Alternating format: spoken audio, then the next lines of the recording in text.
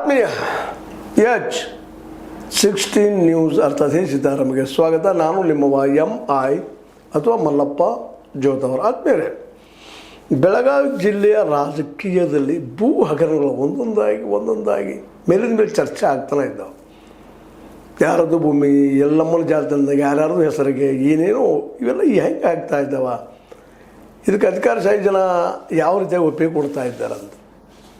ಅದರಲ್ಲೂ ಗೋಕಾಕ್ ಆಗಿರ್ಬೋದು, ಮುಡ್ಲಿಗೆ ಆಗಿರ್ಬೋದು, ಮತ್ತು ಹುಕ್ಕೇರಿ ಆಗಿರ್ಬೋದು, ಇನ್ನೊಂದು ಕಡೆ ಆಗಿರ್ಬೋದು, ಜಿಲ್ಲೆ ಬೇರೆ ಬೇರೆ ಕಡೆ ಇವೆಲ್ಲ ನಡೀತಾನೆ ಇದೆ. ಅದರಲ್ಲೂ ಒಂದಷ್ಟು ಇತ್ತೀಚೆಗೆ ಸದ್ದು ಮಾಡ್ತಾ ಇರೋದು ಹಿರೇನಂದಿ ಫ್ಯಾಕ್ಟ್ರಿಯ ಜಾಗ ಸಲುವಾಗಿ. ಅದರಲ್ಲೂ ನಮ್ಮ ಏನಪ್ಪ ಅಂದರೆ ವಿಶೇಷವಾಗಿ ಬಾಪುಗೌಡ ಪಾಟೀಲರು ಈ 2302 ಎಕರೆ ಭೂಮಿ, ಅದರಲ್ಲಿ 200 ಎಕರೆ ಅಥವಾ ಒಂದು 40 ಎಕರೆ 30 ಎಕರೆ ಅಲ್ಲೆಲ್ಲ ಸರ್ಕಾರಿ ಜಮೀನುಗಳನ್ನು ಏನೇ ಮಾಡಿದ್ದಾರೆ ತಹಶೀಲ್ದಾರರು ಅನ್ನೋ ಆರೋಪ, ಗುರುತರವಾದ ಆರೋಪ ಮಾಡ್ತಾ ಇದ್ದಾರೆ. ಆ ಡಾಕ್ಯುಮೆಂಟ್ಸ್ಗಳನ್ನು ತೋರಿಸ್ತಾ ಇದ್ದಾರೆ. ಔದ್ರಾಮರ ಸಾಹಿಬದಲ್ಲಿ 200 ಎಕರೆ ಭೂಮಿ ಏನೇ ಆಗಿದ್ರ ಬಗ್ಗೆ ಸ್ಪಷ್ಟವಾಗಿ ದಾಖಲೆ ಸಮೇತ ಹೇಳ್ತಾ ಇದ್ದಾರೆ. ಅದೇ ಕಾಲಕ್ಕೆ ನಿಮಗೆ ಗೊತ್ತದ, ನಮ್ಮ ಗಡಾದವರು ಸಹಿತ ಈಗ ಲೋಕಾಯುಕ್ತಕ್ಕೂ ಹೋಗಿದ್ದಾರೆ. ಈ ಒಂದು ಏನಪ್ಪ ಅಂತಂದ್ರೆ 120-30 ಕೋಟಿ ರೂಪಾಯಿ ಸಾಲ ತೆಗೆದುಕೊಂಡಂಥ ನಮ್ಮ ವಿಶೇಷವಾಗಿ ಅದರಲ್ಲೂ ಬೆಳಗಾವಿಯಲ್ಲಿ ನಡೆದಂಥ ಘಟನೆ ಬಗ್ಗೆ. ಸ್ವತಂತ್ರವಾದ ಮೀಡಿಯಾಗೆ ಬೇಕಾಗಿರುವುದು ಸ್ವತಂತ್ರ ಧ್ವನಿ. ಆ ಸ್ವತಂತ್ರ ಧ್ವನಿ ಉಳಿಸಲು ನೀವು ಮಾಡಬೇಕಾದದ್ದು ಇಷ್ಟೇ. ಅದೇನಪ್ಪಾ ಅಂತಂತಂದ್ರೆ, ನಿಮ್ಮ ಕೈಲಾದಷ್ಟು ಸಹಾಯ ಈ ಚಾನಲ್ಗೆ ಮಾಡಿ ಹಾಗೂ ನಿಮ್ಮ ಧ್ವನಿಯನ್ನು ಕಾಪಾಡಿಕೊಳ್ಳಿ. ಎಲ್ಲ ನೆಲೆಗಟ್ಟಿನಲ್ಲೇ ಇವತ್ತು ಈ ವಿಷಯಗಳು ಭಾಳಷ್ಟು ಚರ್ಚೆ ಆಗಿದ್ದಾವೆ. ಜಯರಾಮ್ ಶೆಟ್ಟಿ ಅವ್ರದ್ದಾಗಿರ್ಬೋದು, ಇನ್ನೊಂದಾಗಿರ್ಬೋದು, ಇವೆಲ್ಲನೂ ಇದರ ಬಗ್ಗೆ ಇಲ್ಲಿವರೆಗೆ ಇಷ್ಟರಲ್ಲೇ DC ಅವರು ಕ್ಲಿಯರೆನ್ಸ್ ಕೊಡಬೇಕಾಗಿತ್ತು. ಯಾಕೆ ಇದಕ್ಕೆಲ್ಲ ಸಂಬಂಧಿಸಿದವರು DC ಅವರು, ಕಮಿಷನರ್ ಅವರು, ಅದರ ಮೇಲಾಧಿಕಾರಿಗಳು. ಅದರಲ್ಲೂ 2300 ಎಕರೆಯಲ್ಲಿಯ ಭಾಳಷ್ಟು ಜಮೀನುಗಳು ಸರ್ಕಾರಿ ಜಮೀನುಗಳು ಎರೆ ಆಗಿದ್ದಾವ ಪ್ರಭಾವಿಗಳ ಪ್ರಭಾವದಿಂದ ಅಂತ ಅವರು ಆರೋಪ ಮಾಡ್ತಾ ಇದ್ದಾರೆ. ಔದ್ರಾಮ್ ಅವ್ರನ್ನ ಕೇಳಿದ್ರೆ ಸ್ಪಷ್ಟವಾಗಿ ಅವರು ತಮ್ಮ ಏನಪ್ಪ ಅಂತಂದ್ರೆ ಈ ಆಡಿಯೋ ಫೋನ್ದಲ್ಲ, ಅದು ಅವ್ರು ಮಾತಾಡಿಸಿದ್ದು ನಮ್ಮ ಬಾಪುಗೌಡರು. ಆದರೆ ಅವರು ಇಲ್ಲ, ನಾವು ಮಾಡಿಲ್ಲ ಸ್ಪಷ್ಟವಾಗಿ ಹೇಳ್ತಾ ಇದ್ದಾರೆ. ಹಾಗಾದ್ರೆ ಮಾಡಿದ್ರೆ ಯಾರು? ಇದು ತನಿಖೆ ಆಗಬೇಕಾಯ್ತಲ್ಲ, ತನಿಖೆ ಶುರು ಆಗಿದೆನಾ? ಇವತ್ತು ಇದಕ್ಕೆ DC ಅವರು ಉತ್ತರ ಕೊಡಬೇಕಾಗಿದೆ. ನಮ್ಮ DC ಅವರು ಪ್ರಾಮಾಣಿಕರು, ಸಜ್ಜನರು ಅಂತ ಹೆಸರು ಭಾಷೆಯಾಗಿದೆ, ಅದಂಥವ್ರಾಗಿದ್ದಾರೆ. ಅದರಲ್ಲೂ ಈ ನಮ್ಮ ಇವತ್ತಿನ DC ಅವರು ಯಂಗ್ ಆ್ಯಂಡ್ ಎನರ್ಜೆಟಿಕ್ ಆ್ಯಕ್ಟಿವ್ ಇದ್ದಂಥ ಮನುಷ್ಯ. ಅವರು ಇವತ್ತು ಇದಕ್ಕೆ ಉತ್ತರ ಕೊಡಬೇಕಾಗಿದೆ. ಯಾಕೆ ಮಾಡಿದ್ರು, ಏನಾಯ್ತು, ತನಿಖೆ ಎಲ್ಲಿ ಬಂದು ಹತ್ತದ ಅದು ಅಂತ. ಯಾಕಂದ್ರೆ ಮೇಲಿನ ಮೇಲೆ ಇದನ್ನು ಆರೋಪ ಮಾಡ್ತಾ ಇದ್ದಾರೆ ನಮ್ಮ ಬಾಪುಗೌಡರು ಹೇಳೋದ್ರಲ್ಲಿ ಸತ್ಯನದ, ಸುಮ್ಮನೆ ಏನೋ ಹೇಳ್ತಾ ಇಲ್ಲ. ಅವರು ಡಾಕ್ಯುಮೆಂಟ್ಸ್ಗಳು ಮುಂದೆ ಇಡ್ತಾ ಇದ್ದಾರೆ. ಅವ್ರು ದಿಟ್ಟನ್ನು ನಾವು ಮೆಚ್ಚಬೇಕು. ಅದಕ್ಕೆಲ್ಲ ಗಡಾದವು. ಯಾಕಂದರೆ ಹಿಂದಿದ್ದಂಥ ಪ್ರಭಾವಿಗಳು ಒಟ್ಟು ಸುಲಭದ ವ್ಯಕ್ತಿಗಳಲ್ಲ ಅನ್ನೋದು ಎಲ್ಲರಿಗೂ, ಇಡೀ ತಾಲೂಕು, ಇಡೀ ಜಿಲ್ಲೆ ತುಂಬ ಗೊತ್ತಿರುವಂಥ ವಿಷಯ. ಅಂಥ ವಿಷಯಗಳನ್ನು ಇವತ್ತು ಎತ್ತಿ ಕೇಳ್ತಾ ಇದ್ದಾರೆ ಜನಸಾಮಾನ್ಯರ ಪರವಾಗಿ. ಈಗ ನಾಳೆ ಸರ್ಕಾರಿ ಭೂಮಿಗಳು ಜನಸಾಮಾನ್ಯರಿಗೆ ಬೇಡೇನ್ರಿ ಅಂತ ಪ್ರಶ್ನೆ ಮಾಡ್ತಾ ಇದ್ದಾರೆ. ಬೇಕಲ್ಲ, ಊರು ಬೆಳೀತಾ ಇದೆ, ನಾಡು ಬೆಳೀತಾ ಇದೆ, ಜನ ಬೆಳೀತಾ ಇದ್ದಾರೆ, ಜನಸಂಖ್ಯೆ ಹೆಚ್ಚಾಗ್ತಾ ಇದೆ, ಎಲ್ಲರಿಗೂ ಭೂಮಿ ಬೇಕಾಗುವಂಥ ಅನಿವಾರ್ಯತೆಗಳಿದ್ದಾವೆ. ಇವತ್ತು ನೋಡ್ರಿ, ಒಂದು ಕಾಲಕ್ಕೆ ಒಂದೇನೊಬ್ಬ ಫೈರಿಂಗ್ ಸ್ಪೇಸ್ ಇತ್ತು, ಅದು ಪ್ಲೇಸ್ ಇತ್ತು ನಮ್ಮ ಪೊಲೀಸರದ್ದು. ನಂತರ ಅದು ಒಪ್ಕೊಂಡಿದ್ದು ಆ ಮತ್ತು ಬೇರೆ SP ನಮ್ಮ ಗುಳೇದವರು. ಅದು ನಂತರದಲ್ಲಿ ಈಗ ಊರೊಳಗೆ ಬಂದದ ಕೋಟಿ ಕಿಮ್ಮತ್ತಾಗಲಿಕ್ಕತ್ತದ. ಅದನ್ನು ಯಾರಿಂದೋ ಇವ್ರು ಖರೀದಿ ಮಾಡ್ಕೋತಾರೆ. ಆದಮೇಲೆ ಇವ್ರು ಸಾಲನೂ ತೆಗಿತಾರೆ. ಆ ಆಧಾರ ಮೇಲೆ ಇವರು ನಮ್ಮ DCC ಬ್ಯಾಂಕ್ದವ್ರು ಸಾಲನೂ ಕೊಟ್ಟು ಬಿಡ್ತಾರೆ. ಇಂಥ ಅನೇಕದವ್ರು ಒಂದಲ್ಲ ಎರಡಲ್ಲ. ಈಗಾಗಲೇ ಮೊನ್ನೆ ಒಂದು ರಿಪೋರ್ಟ್ ಬಂತು, ಅಪೆಕ್ಸ್ ಬ್ಯಾಂಕ್ 2,000 ಕೋಟಿ ರೂಪಾಯಿಗಳನ್ನು ಸಾಲ ಕೊಟ್ಟದ. ಅದು ಇಂಥವನ್ನ ಇಲ್ಲ ಇಡೀ ನಾಡಿನ ತುಂಬ, ಇದು ದೇಶ ತುಂಬ ಹೌದು. ಈ ಕೋಆಪರೇಟಿವ್ ಸೆಕ್ಟರ್ದೊಳಗೆ ಹಾಗಾಗಿ ಯಾರು ಕೇಳೋರಿಲ್ಲೇನು? ಒಟ್ಟಿನಲ್ಲಿ ಯಾವ ಭೇದಾದಾಗ ಏನು ಬೇಕಾದ್ರು ಮಾಡ್ಬೋದಾ? ಇವತ್ತು ನಮ್ಮ DC ಅವರು ಉತ್ತರ ಕೊಡಬೇಕಾಗಿದೆ. ಇವೆರಡೂ ಅತ್ಯಂತ ನಮ್ಮ DC ಅವರು ಅಂಡರ್ದಲ್ಲಿ ಬರುತ್ತಿರುವಂಥದ್ದು. ಯಾಕೆ ಇಲ್ಲಿವರೆಗೆ ಮೌನ ಆಗಿದ್ದಾರೆ ಅವರು? ಇದ್ರ ಬಗ್ಗೆ ಉತ್ತರಿಸಬೇಕಾಗಿತ್ತು. ಸಾರ್ವಜನಿಕರಲ್ಲೇ ಕ್ಲಿಯರೆನ್ಸ್ ಕೊಡಬೇಕಾಗಿತ್ತು. ಎಲ್ಲ ಲೋಕಾಯುಕ್ತ ಹೋಗ್ಯದ, ಲೋಕಾಯುಕ್ತ ಏನು ಮಾಡ್ತಾರೆ. ಬಟ್ ಇವರು ಜವಾಬ್ದಾರಿ ಅಲ್ವಾ? ಈ ಭೂ ಕಂದಾಯ ಆಯಿತು, ಭೂಮಿ ಬಗ್ಗೆ ಆಯಿತು, ರೆಕಾರ್ಡ್ಸ್ ಇರೋದು ಯಾರ ಕಡೆ? ತಹಶೀಲ್ದಾರ್ ಕಡೆ. ತಹಶೀಲ್ದಾರ್ ಯಾರು ಅಂಡರ್ದಲ್ಲಿ ಇರ್ತಾರೆ? DC ಅಂಡರ್ದಲ್ಲಿ ಇರ್ತಾರೆ ಅಲ್ವಾ? ಇದಕ್ಕೆ ಯಾರು ಜವಾಬ್ದಾರಿ ಇಂಥೆಲ್ಲ ಘಟನೆಗಳಾಗೋದಕ್ಕೆ? ಅಂದರೆ ನಾನು ಇಲ್ಲಿ ಹೇಳ್ಬೇಕಾಗಿದ್ದೇನಪ್ಪ ಅಂದರೆ, ನಮ್ಮ ಪ್ರಾಮಾಣಿಕದ ಹೆಸರು ಆಗಿರುವಂತಹ ಮೊಹಮ್ಮದ್ ರೋಷನ್ ಅವರು ಇದಕ್ಕೆ ಉತ್ತರ ಕೊಡಬೇಕಾಗಿದೆ. ಎಲ್ಲ ದಾಖಲೆಗಳ ರೀತಿಯಾಗಿ ಮನವಂದಂತೆ ರೆಕಾರ್ಡ್ಸ್ ಆಗ್ತಾ ಹೋಗ್ತಾ ಇದ್ದಾವ. ಔದ್ರಾಮಾವತಿದ್ದಂಥ ತಹಸೀಲ್ದಾರರು ನಿರಾಕರಣೆ ಮಾಡ್ತಾರೆ, ನನಗೆ ಗೊತ್ತಿಲ್ಲ ರೀ, ಅದರ ಉಪ ತಹಸೀಲ್ದಾರ್ ಮಾಡ್ತಾರೆ. ಹೀಗೆ ಹಾಗಾದ್ರೆ ಜವಾಬ್ದಾರಿ ಇಲ್ವಾ ಇದು? ಮನುಷ್ಯ ಬಂದಂಗೆ ಮಾಡುವಂಥದ್ದು ಕಂದಾಯ ಇಲಾಖೆಯಲ್ಲಿ ಸರ್ಕಾರ ಭೂಮಿಗಳನ್ನ ಯಾರು ಬೇಕಾದ್ರೂ ಕೊಟ್ಟು ಬಿಡೋದ ಒಂದು. ಅದೇ ಕಾಲಕ್ಕೆ ಸರ್ಕಾರ ಭೂಮಿಯಲ್ಲಿ ಅದ್ರ ಮೇಲೆ ಈಗ 100 ಕೋಟಿ ರೂಪಾಯಿ ಸಾಲ ತೆಗಿತಾ ಇದ್ದಾರೆ. ಯಾರೋ ದೇಶದ ಸೆಟ್ರ್ ಇರ್ಬೋದು, ಮತ್ತು ನಾಳೆ ಮತ್ತೊಬ್ಬರು ಇರ್ಬೋದು, ಇನ್ನೊಬ್ಬರು ಇರ್ಬೋದು. ಇಲ್ಲ, ಅವೆಲ್ಲವೂ ಇವತ್ತು ತನಿಖೆ ಆಗಬೇಕಾಗಿದೆ. ಬರೀ ಇವು ಅಷ್ಟೇ ಅಲ್ಲ, ಇನ್ನೂ ಎಷ್ಟಿದ್ದಾವೆ ಅಂತವ.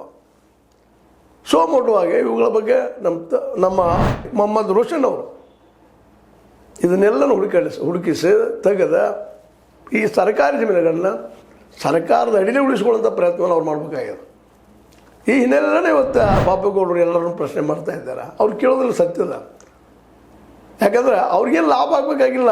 ಬಾಪೇಗೌಡರಿಗೆ ಆಗಿರ್ಬೋದು, ನಮ್ಮ ಗಡಾದವ್ರಿಗೆ ಆಗಿರ್ಬೋದು, ಒಂದಿಷ್ಟು ಒಳ್ಳೆಯ ಹೋರಾಟಗಾರರಿದ್ದಾರೆ ನಮ್ಮಲ್ಲೇ. ಆ ಹೋರಾಟಗಾರರಿಂದ ಅನೇಕ ಸತ್ರು ಹೊರಗೆ ಬರ್ತಾ ಇದ್ದಾವೆ, ಇನ್ನೂ ಬರುವಂಥದ್ದು ಭಾಳಷ್ಟಿಲ್ಲ.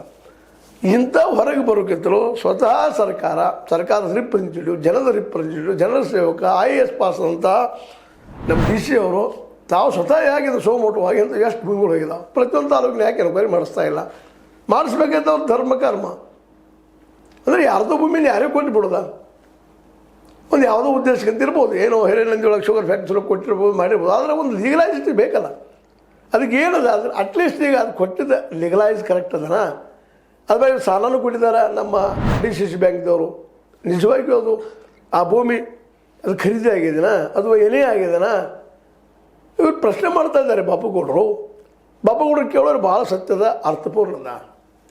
ಹೌದು, ಎಲ್ಲರಿಗೂ ಉದ್ಯೋಗ ಬೇಕಾಗಿದೆ, ಇಂಡಸ್ಟ್ರಿ ಮಾಡಲಿ, ಬೆಳೆಸಲಿ, ಏನು ತಕರಾರಿಲ್ಲ. ಯಾಕಂದರೆ ಇವತ್ತು ನಾವು ಓಪನ್ ಮಾರ್ಕೆಟ್ ಮಾಡಿದ್ದೀವಿ, ಅವ್ರನ್ನ ಓಪನ್ ಮಾರ್ಕೆಟ್ ಎಲ್ಲರೂ ಬದುಕಬೇಕಾಗಿದೆ. ಅವರು ಒಳ್ಳೇದಾಗಿಲ್ಲ ಅವ್ರಿಗೆ, ಇಲ್ಲಿ ಅವ್ರನ್ನ ಕೆಳಕ್ಕೆ ಮಾಡಬೇಕಂತಿಲ್ಲ. ಆದರೆ ಅದನ್ನು ಮಾಡಿದಕ್ಕೆ ಆಧಾರಗಳೇನು? ರೆಡ್ ಹ್ಯಾಂಡ್ ಸಿಕ್ಕಂತಹ ಅವತ್ತಿನ ತಹಸೀಲ್ದಾರ್ ಔದ್ರಾಮ್ ಅವರು ನಾವು ಕೊಟ್ಟೇ ಇಲ್ಲರಿ ಅಂತ ಹೇಳ್ತಾ ಇದ್ದಾರೆ. ಹಾಗಾದ್ರೆ ಮಾಡಿದ್ರೆ ಯಾರು? ತಾನೇ ಆಯ್ತು, ಅದು ಸರ್ಟಿಫಿಕೇಟ್ಸ್ ತಾನೇ ಉಟ್ಕೊಂಡ್ರು. ನಾಳೆ ಅವ್ರು ಸರ್ಟಿಫಿಕೇಟ್ಸ್ ಮುಂದೆ ಹಿಡ್ಕೊಂಡು ಕಣ್ಣು ಮುಂದೆ ಹಿಡಿದು ಕೇಳ್ತಾ ಇದ್ದಾರೆ. ಅದೇ ಕಾಲಕ್ಕೆ ಅದು 5.6 ಎಕರೆದೇನೋ JC ಶೆಟ್ಟರ್ ತೊಗೊಂಡಂಥ ಭೂಮಿ, ಅದನ್ನು ಕಣ್ಣು ತಂದಿರ್ತಾರೆ. ಗುಳೇದವ್ರು ಹೇಳ್ತಿದ್ರು ಫಸ್ಟ್ವಾಗಿದ್ದು ಫೈರಿಂಗ್ ಸೆಂಟರ್, ಇದು ಪೊಲೀಸ್ ಫೈರಿಂಗ್ ಸೆಂಟರ್ ಅಂತಾರೆ. ಅದು ಯಾರಿಗೂ ಹೋಗ್ತದೆ, ಕರ್ನಾಟಕ ಸರ್ಕಾರ ಆಗ್ತದೆ. ಆ ನಂತರ ಅದು ಯಾರಿಗೂ ಮಾರ್ತಾರೆ, ಯಾರೋ ತೊಗೊಳ್ತಾರೆ. ಇದೇನು ಇದಂಥ ರಾಜ್ಯ? ಪರಿವರ್ತನೆ ಹೆಂಗಾಯಿತು? ಪರಿವರ್ತನೆ ಆಗಿ ಕೊಡೋದಿಲ್ಲ ಅಂತ ಅವ್ರು ಅಂತಾರೆ, ಇದು ಆಗೈತೆ ಅಂತ ಇವ್ರು ಹೇಳ್ತಾರೆ. ಒಂದಕ್ಕೊಂದು ಸಂಬಂಧ ಇಲ್ಲ. ಇಂಥ ಭೂಮಿಗಳನ್ನ ಯಾರೋ ಪ್ರಭಾವಿಗಳು ತಮಗೆ ಬೇಕಾದಂಗೆ ಮಾಡ್ಕೊಂಡು ಹೋದ್ರೆ, ಆಸ್ತಿಗಳನ್ನ ತಮ್ಮದು ಮಾಡ್ಕೊತ ಹೋದ್ರೆ ಮುಂದೆ ಉಳಿದ ಅವ್ರ ಬದುಕೇನಿಲ್ಲ. ಜನಸಾಮಾನ್ಯ ಇದು ಪ್ರಜಾಪ್ರಭುತ್ವ ಇಲ್ಲ. ನಾಳೆ ಜನಸಾಮಾನ್ಯರಿಗೆ ಊರು ದೊಡ್ಡದಾಗೆ, ನಾಡು ದೊಡ್ಡದಂಗೆ ಅವ್ರಿಗೆ ಭೂಮಿಗಳು ಬೇಕಾದ್ರೆ ಒಂದು ಯಾವುದೋ ಕಾಲದಲ್ಲಿ ಒಬ್ಬ ಕುಲಕರ್ಣಿ ಬರೆದು ಬಿಡ್ತಿದ್ದ, ಅಥವಾ ಒಬ್ಬ ಏನೋ ಸಂಬಂಧಿತ ಅಧಿಕಾರಿ ಬರೆದು ಬಿಡ್ತಿದ್ದ ಕಂದಾಯ ಇಲಾಖೆಯಲ್ಲಿ, ಈ ಭೂಮಿ ಎಲ್ಲ ಇಂಥವ್ರದ್ದು ಅದು ಅಂಥವ್ರದ್ದು. ಪಾಳೆಗಾರಿಕೆ ಒಳಗೆ ಹೀಗಾಗಿ ಪಾಳೆಗಾರ ನಮ್ಮಲ್ಲಿ ಬೆಳೆದ್ರು. ಆ ಪಾಳೆಗಾರ ನೆಲೆಯಲ್ಲಿ ಬಂಡವಾಳಶಾಹಿಗಳು ಬಂದರು. ಆ ಬಂಡವಾಳಶಾಹಿಗೆ ಮೇಲೆ ಇವತ್ತು ಕಾರ್ಪೊರೇಟ್ ಬಂದಿದ್ದಾರೆ. ಮುಂದೆ ಈ ದೇಶ ಬರೀ ಕಾರ್ಪೊರೇಟರ್ ಅಷ್ಟೇ ಬದುಕೋದ, ಬಂಡವಾಳಶಾಹಿಗಳು ಅಷ್ಟೇ ಬದುಕೋದ, ಪಾಳೆಗಾರರು ಅಷ್ಟೇ ಬದುಕೋದ, ದುಡ್ಡಿದ್ದವ್ರು ಅಷ್ಟೇ ಬದುಕೋದ, ಉಳಿದವ್ರು ಏನಪ್ಪ ಹೇಳಿ ಹೋಗೋದು? ಇದೇ ಇಲ್ಲಿ ಗೋಕಾಕದಲ್ಲಿ ಪಾಪ ಬಡವರಿಗೆ ಎಲ್ಲಿ ನೆಲೆ ಸಿಗ್ತಾ ಇಲ್ಲ, ಗುಡ್ಡ ಏರ್ತಾ ಇದ್ದಾರೆ ಪಾಪ. ಮಲ್ಲಿಕಾರ್ಜುನ ಗುಡ್ಡ ನೋಡಿ ಸುತ್ತಮುತ್ತಲೇ ಏರ್ತಾರೆ ಜಾಗ ಇಲ್ಲದಕ್ಕಾಗಿ. ಇಲ್ಲಿ ಸರ್ಕಾರ ಭೂಮಿ ಇಲ್ಲ, ಗೋಕಾಕ್ ಸುತ್ತಮುತ್ತ ಇರ್ಬೋದು, ಅನೇಕ ಊರುಗಳಲ್ಲಿ ತಾಲೂಕು ಮಟ್ಟದಲ್ಲಿ ಸುತ್ತಮುತ್ತಲಿಂದವ್ರು ಯಾರೋ ಪ್ರಭಾವಿಗಳು ಹೊಡ್ಕೊಂಡು ಕೂತ್ಬಿಟ್ಟಿರ್ತಾರೆ ಅದನ್ನು ಜಮೀನನ್ನು. ಅದಕ್ಕಾಗಿ ಇವತ್ತು ಈ ವಿಷಯವನ್ನು ಬಾಪೇಗೌಡರು ಎತ್ತಿದ್ದು ಯಥಾಯೋಗ್ಯದ ಅದು. ಅಂದರೆ ಇವತ್ತು ತನಿಖೆಗಳಾಗಬೇಕು. ಎಲ್ಲನೂ ತನಿಖೆಗಳಾಗಿ ಸರ್ಕಾರಿ ಭೂಮಿ ಸರ್ಕಾರಕ್ಕೆ ಇರಲಿ, ಅವ್ರು ಬೇಕಾದ್ರೆ ಸ್ಯಾಂಕ್ಷನ್ ಮಾಡ್ಕೊಂಬರಲಿ. ಅಂದರೆ ಈಗ ಮಾಡ್ಕೊಂಡಿದ್ರೆ ಈಗ 2302 ಎಕರೆ ಹಿರೇ ನಿಂತಿದ್ದು, ಅಲ್ಲಿ 5 ಎಕರೆ ಅದೆಷ್ಟದು 5 ಎಕರೆ 6 ಗುಂಟೆ ಎಷ್ಟು ಮೇಲೆ ಹೇಳ್ತಾರೆ ಅವರು JC ಶೆಟ್ಟರ್ ತೊಗೊಂಡಿದ್ದು. ಇವೆರಡೂ ಇವತ್ತು ಹೌದು ಮೇಲೆ ನಾವು ಖರೀದಿ ಅಂತ 5 ಕೋಟಿ ಮಾಡಿದಂತ ಹೇಳ್ತಾ ಇದ್ದಾರೆ ಈಗ. ಬಟ್ ಅದು ಹೆಂಗೆ ಪರಿವರ್ತನೆ ಅದು ಲ್ಯಾಂಡ? ಮತ್ತೊಂದು ಕಡೆ ನಮ್ಮ ಪ್ರಭಾವಿ ರಾಜಕಾರಣ ಪ್ರಶ್ನೆನೂ ಮಾಡ್ತಾರೆ. DC ಅಥವಾ ಈ ತಹಸೀಲ್ದಾರ್ ಅವರೆಲ್ಲ ಮೂರ್ಖರಿರಲಿ, ಎಲ್ಲ ಇಟ್ಕೊಂಡು ಮಾಡಿರ್ತಾರೆ ಅವರು. ಅಲ್ಲ, ಏನದು ಇಟ್ಕೊಂಡು ಮಾಡಿದ್ದಾರೆ? ಈಗ ಓಪನ್ ಆಗಿ ಕೇಳ್ತಾ ಇದ್ದಾರೆ ಬಾಪೇಗೌಡರು. ಅದೇ ಕಾಲಕ್ಕೆ ನಮ್ಮ ಗಡಾದವರು ಕೇಳ್ತಾ ಇದ್ದಾರೆ. ಅದಕ್ಕೆ ನಾವೆಲ್ಲರೂ ಜನಸಾಮಾನ್ಯರು ಸಪೋರ್ಟ್ ಮಾಡಬೇಕಾಗಿದೆ. ಯಾಕೆ ಜನರಿಗೆ ಬೇಕಾದಂಥ ಭೂಮಿ ಜನರ ಭೂಮಿ ಇದು, ನಮ್ಮ ಭೂಮಿ. ನಾವೆಲ್ಲರೂ ಬದುಕುವಂಥದ್ದು, ಎಲ್ಲರಿಗೂ ಸರಿ ಸಮಾನವಾಗಿ ಹೋಗಲಿ ಬದುಕೋದಕ್ಕಾಗಿ, ಮತ್ತು ಇಂಡಸ್ಟ್ರಿ ಬೆಳೆಸೋದಕ್ಕಾಗಿರೋ ಆಗಲಿ, ನಾವು ಬೇಡ ಅಂತಲ್ಲ. ಆದರೆ ಅದು ಲೀಗಲ್ ಆಗಿರಲಿ, ಇಲ್ಲೀಗಲ್ ಬೇಡ. ಈಗ ಆಗಿದ್ದು ನೋಡ್ರಿ, ಯಾರೂ ಮಾಡಿಲ್ಲ ಅಂತಾರೆ, ಅದು ಇಲ್ಲೀಗಲ್ ಆಯ್ತಲ್ಲ. ಅವ್ರು ಒಪ್ಕೊಳ್ತಾ ಇಲ್ಲ, ನಾ ಮಾಡಿಲ್ಲ ಅಂತ ಹೇಳ್ತಾರೆ. ಮಾಡಿದ್ರೆ ಯಾರು? ಉಪದೇಶದವ್ರು ಯಾರಿದ್ರೆ ಅವತ್ತು? ಅವ್ರು ಮಾಡಿದ್ರೆ ಅವ್ರಿಗೆ ಶಕ್ತಿ ಅದನ, ಅಧಿಕಾರ ಅದನ ಅವ್ರಿಗೆ. ಇವೆಲ್ಲರೂ ಇವತ್ತು ಚರ್ಚೆ ಮಾಡುವಂಥ ಪ್ರಶ್ನೆಗಳಿದಾವೆ. ಇದು ಬೆಳಗಾವಿ ಜಿಲ್ಲೆಗೆ ಅತಿ ಒಂದಲ್ಲ, ಇದು ಎಲ್ಲ ಜಿಲ್ಲೆಗಳು ಇಂಥವಾಗಿದ್ದಾವೆ.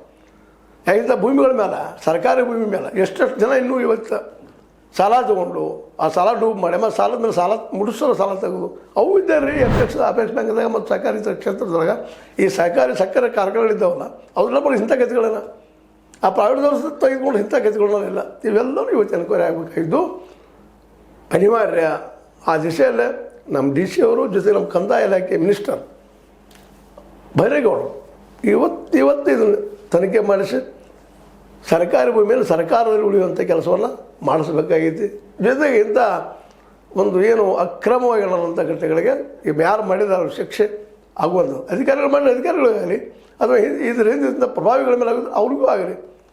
ಅಂದ್ರೆ ಇಂಥ ತಪ್ಪು ಮತ್ತೆ ಆಗುವುದಿಲ್ಲ ಅನ್ನೋದು ನಮ್ಮ ಬಾಪುಗೌಡ ಪಾಟೀಲರದು, ನಮ್ಮ ಗಡಾದವರ ಅಭಿಪ್ರಾಯ ಮತ್ತು ನಮ್ಮದು ಅಭಿಪ್ರಾಯನೂ ಹೌದು, ಜನಸಾಮಾನ್ಯರ ಅಭಿಪ್ರಾಯನೂ ಹೌದು ಅಂತ ಹೇಳ್ತಾ ಇದು ನಿಮ್ಮ ಲೈಕ್ ಆಗಿರ್ಬೋದು. ಲೈಕ್ ಮಾಡಿ ಶೇರ್ ಮಾಡಿ ಕಾಮೆಂಟ್ ಮಾಡಿ ಜೊತೆ ಸಬ್ಸ್ಕ್ರೈಬ್ ಮಾಡಿ. ನಾವು ನ್ಯೂಸ್ ಅರ್ಧ ದೇಶದ ಸತ್ಯ ಕೈಗಳಲ್ಲಿ ವಂದನೆಗಳು.